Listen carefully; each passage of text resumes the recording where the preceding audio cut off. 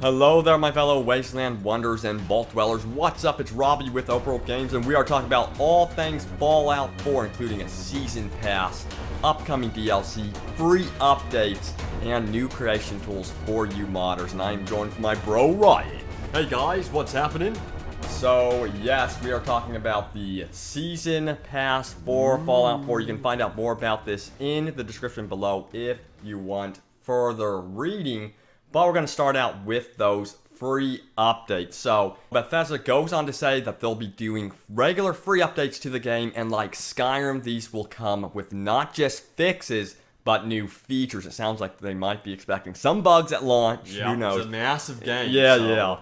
And we all know how Skyrim ended up. But for Skyrim, we added things like mounted combat, legendary mode, kill cams, visual stuff like that. So, guys, expect a ton of free updates for Fallout 4, but the question is, what would you like to see that's completely free? It's not part of paid DLC. That's a tough one. I always like to see new environments, new worlds, some other place to explore. But my guess is this game's going to be so big that by the time the DLC comes out, I won't even have the time to get to it. But some of you guys, of course, will. It's just going to be so... I just have a feeling that the base game itself is going to be so big that the DLC you'll have to get to later. I don't know. It's going to be just massive. I just want to see a higher difficulty mode eventually, where you can have a bunch of check marks, where you can have a hardcore mode, implement more to radiation, additional illnesses, that sort of thing. So I want to see a free hardcore mode released eventually. More weapons as well. Yes. Stuff like that. Yeah. I mean, they could do endless things with this, so that'd be very cool. Yeah.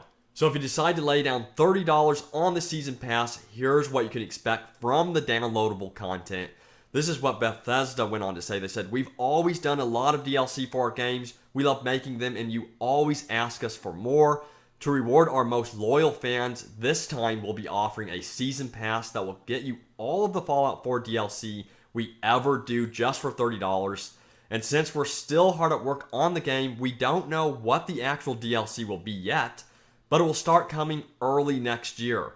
Based on what we did for Oblivion, Fallout 3, and Skyrim, we know that it will be worth at least $40. And if we do more, you'll get it all with the Season Pass. So that's extremely exciting. Expect to see tons of content in the base game and in this DLC. I want to see DLC dedicated to the settlement building, as we see here. They did that for Skyrim. It was a DLC for home building and stuff like this. But I want to see something that really pushes this over the edge. It already looks crazy detailed. Awesome. But hopefully they have new textures and stuff like that, new types of buildings to really add on and really tie it into any DLC expansion packs, missions, and stories, where you actually go on the missions and unlock, stuff for your new settlement. But what about the modding community? Yes, mod support is going to be a big deal for Fallout 4. Now, this is what Bethesda had to say about that. The most important thing in our games is the freedom you have to create your own experience, and modding is a big part of that. I love how they respect the community like this. Yeah, that is awesome. So they say, like in all of our previous games, we've made sure to keep Fallout 4 open and moddable at every step in development.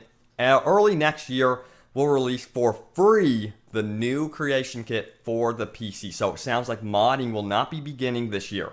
It will be beginning early next year. So we won't be seeing mod support this Christmas for Fallout 4. Then they go on to say, this is the same tool we use in the studio. You'll be able to create your own mods and share them with others.